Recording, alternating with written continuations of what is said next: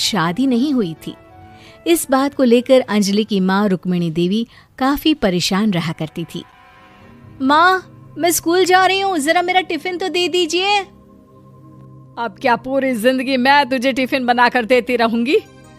अरे कुछ सोचा भी अपने बारे में या बस ऐसे ही? क्या माँ, सुबह सुबह फिर वही बातें लेकर बैठ गई।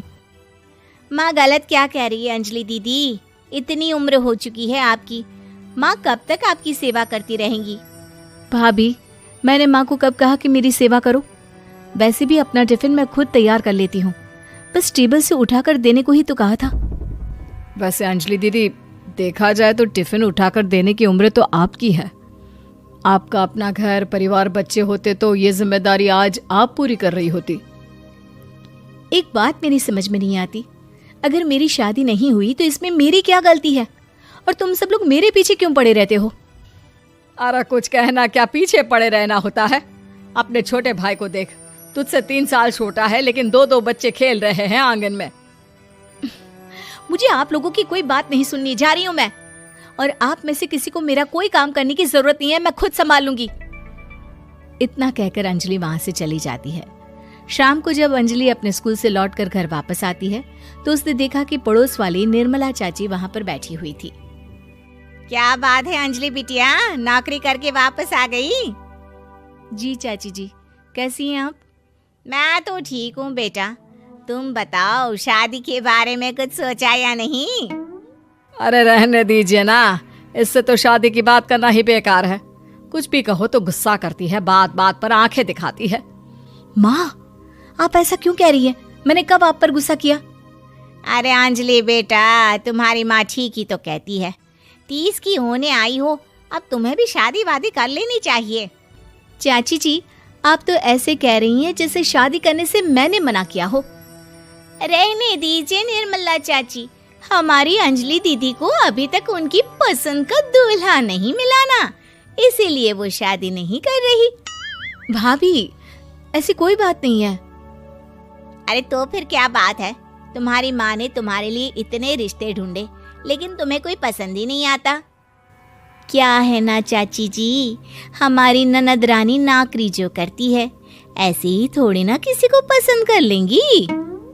अरे भाई, नौकरी का घमंड है तो बात अलग है, कोई और बात हो तो बताओ, कोई रास्ता निकाला जाए। नहीं चाची जी, कोई बात नहीं है, बस मुझे अभी तक अपनी पसंद का कोई मिला नहीं है। सुन लिया आपने, इस लड़की के तो पर निकल आए हैं और इतनी उम्र में अपनी पसंद का कोई मिलेगा भी नहीं इसे। माँ, आप मेरी शादी को लेकर हमेशा मुझे ताने क्यों मारती रहती हैं? अपनी माँ की बातें तो ताने लगती है। ताने हैं?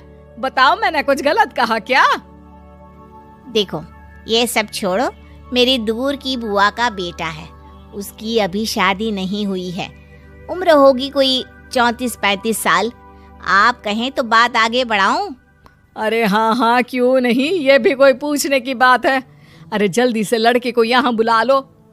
माँ, आप मुझसे पूछे बिना मेरी शादी की बात करने जा रही हैं और मेरी उम्र 30 भी पूरी नहीं हुई है। निर्मला चाची कह रही है कि वो लड़का 35 साल का है। अंजलि दीदी, आपको क्या लगता है इस उम्र में कोई फिल्म का हीरो आएगा आपके लिए? देखिए, अब पसंद और नापसंद की बात तो रहने दीजिए, पसंद करने की उम्र तो आपकी निकल चुकी। अब तो जो भी मिले उसी से शादी कर लीजिए, इसी में भलाई है। तेरी भाभी बिल्कुल ठीक कह रही है। अब जैसा रिश्ता मिले उसके लिए हाँ कर देना, ताकि हम भी गंगा नहाए।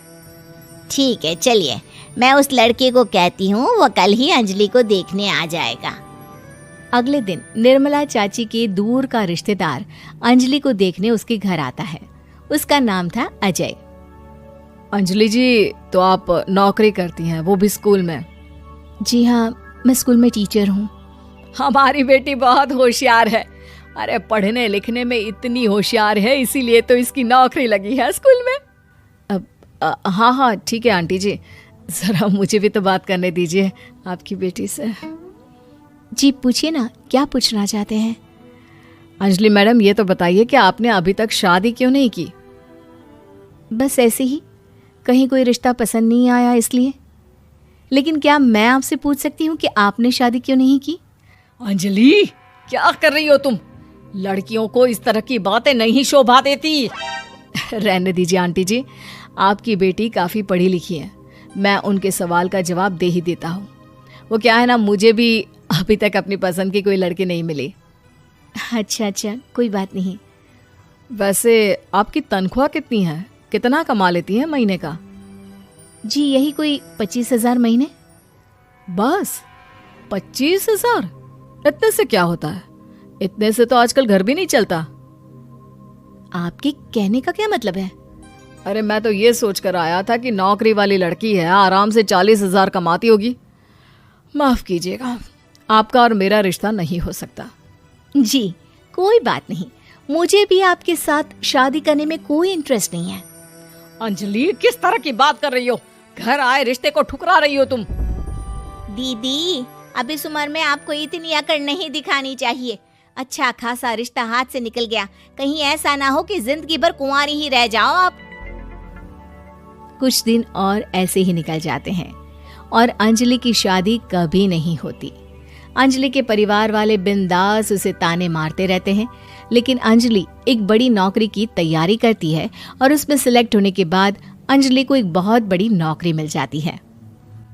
अब तो दीदी के नखरे और भी ज्यादा बढ़ जाएंगे भाई। अब तो इतनी बड़ी नौकरी जो लगी है, अब इनकी शादी होने से रही।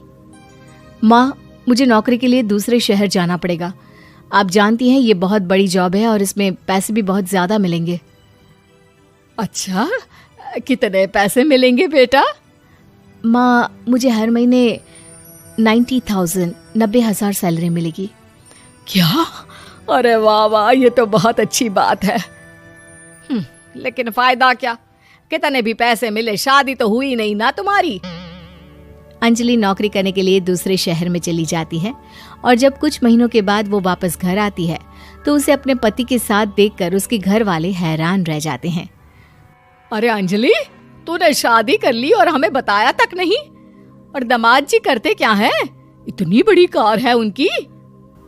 माँ, मैं आपको सब कुछ बताना चाहती थी, लेकिन आप सबके ताने सुनकर बहुत दुखी हो गई थी और इसलिए मैंने अपनी पसंद से शादी कर ली। मेरे पति मेरे साथ ही ऑफिस में नौकरी करते हैं और बहुत बड़े अफसर हैं।